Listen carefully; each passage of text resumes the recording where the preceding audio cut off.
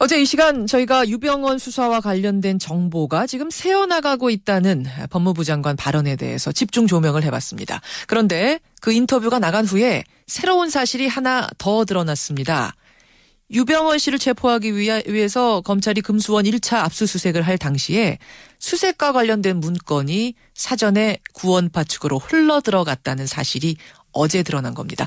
구원파 측은 신도가 건네받았는데 누구에게로부터 받았는지는 밝히지 않았습니다. 이 소식을 듣고 과거 자신의 사례가 떠올랐다는 분이 한 분 있습니다. 이분은 2000년대 중반 4조 원 규모의 다단계 사기를 벌이고 잠적한 조희팔. 이 조희팔의 밀항 계획을 경찰에 제보했던 제보자입니다. 그런데 어찌된 일인지 조희팔은 유유히 항구를 빠져나갔다는데요. 그 후로 그의 행방은 14년 지나도록 묘연하죠. 자, 이 제보자를 지금 직접 연결해 보겠습니다. 박창희 씨입니다. 박창희 씨 나와 계십니까?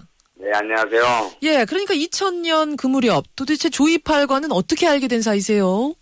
평상시에 알고 지내던 승려분이 한 분 계셨거든요. 승려분이, 예. 네, 그분의 소개를 알게 됐습니다. 그 희대의 사기범인 줄은 알고 만나셨어요? 당연히 몰랐죠. 모르고. 그쪽에서 뭐라고 하면서 밀항을 좀 도와달라라고 얘기를 하던가요? 조그만 사업체를 운영을 하다가 예.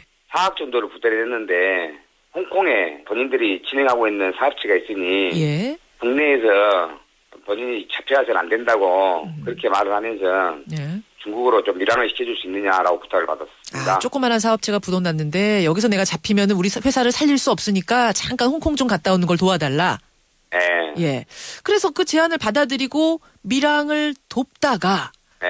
중간에 마음을 바꾸고 해경에 제보를 하게 되셨어요. 네.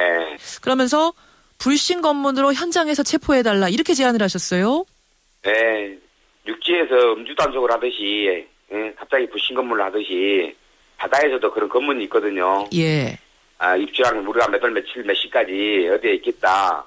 어느 쪽에서 조업을 하겠다. 라는 말을 날려야 되는데 그러지 않으면 해경에서 검문을 할 수 있는 권한을 갖고 있거든요. 예, 예. 네, 그럼 자연스럽게 어차피 밀항을 하는 거니까 해경에 신고를 하고 나가진 않을 거 아닙니까? 그렇죠. 그러니까 현장에서 불신 검문을 하면 잡을 수 있을 거다라고 얘기를 해주신 거예요. 네. 이제 신고를 했으니까 경찰이 그 시간에 그 항구로 출동만 하면 되는 건데 그럼 희대의 사기범 조희팔이 잡히는 건데 그런데 그렇죠. 그 후에 도대체 어떻게 된 겁니까? 왜 못 잡은 겁니까? 네, 첫 번째는 첫 번째 밀항하기 전에 그 사람들 몇 번을 봤는데 예. 저는 그 조희팔 씨가 매번 만날 때마다 다 변정을 하고 있어서 대려 첫 번째 만났을 때 틀리고 두 번째 만났을 때 틀리고 세 번째 만났을 때 틀려가지고 제가 못 알아볼 정도였는데 2차 밀항 시절 때부터는 이 사람이 지금 사진에 나오거나 언론에 나오는 그 모습 그대로 저한테 오는 거예요. 밀항을 해야 되는데 밀항장에 변장도 안 하고 나타나요. 평상시는 하고 다니던 사람이. 네. 더 당당해졌다는 얘기네요. 그러죠. 그 마지막 밀항 때는 대려 밀항이라는 것은 날씨가 안 좋을 때 예. 아니면 기상이 무지하게 안 좋을 때 움직여야지 바다에서 단속하는 해경들의 시선을 많이 피할 수 있거든요. 예. 근데 별건 대낮에 그것도 내연녀하고 같이 팔짱을 끼고 이게 많은 사람들이 오고 가는 백사장에는 바닷가를 할부하고 다녀요. 이 사람이 어떤 믿는 구석이 없었다면 이제 후에 그때 당시에 하도 이상해서 예.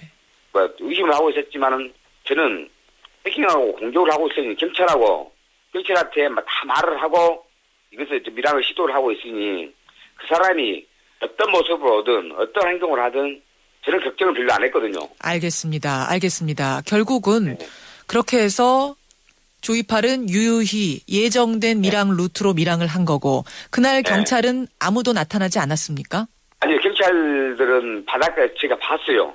예. 기정들은 해군 구람도 보고 이렇게 해경 경비정도 보고 다 봤는데 그 어떤 배들도 밀항하는 조희팔이나 태고하는 저를 저지하거나 막는 사람은 아무도 없었습니다. 아무도 없고 밀항은 성공하고 이 경찰들 나중에 모두 조사 받았습니까? 조사 받은 걸로 알고 있습니다. 예, 조사받고 처벌도 받았습니까?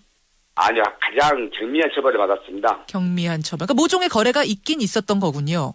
저희가 증거가 없고 다만 추측일 뿐이지 저는 그때 당시에 가장 거의 지휘체계를 갖고 있던 사람을 제가 검찰에 고발을 했거든요. 직권남용하고 직무유기로. 알겠습니다. 그러니까 모종의 거래가 있었다고 지금 다수의 피해자들과 이 제보자는 의심하고 있고 계속 쫓고 네. 있지만 정확하게 지금 드러나지는 않은 상황이란 말씀이에요. 그렇죠.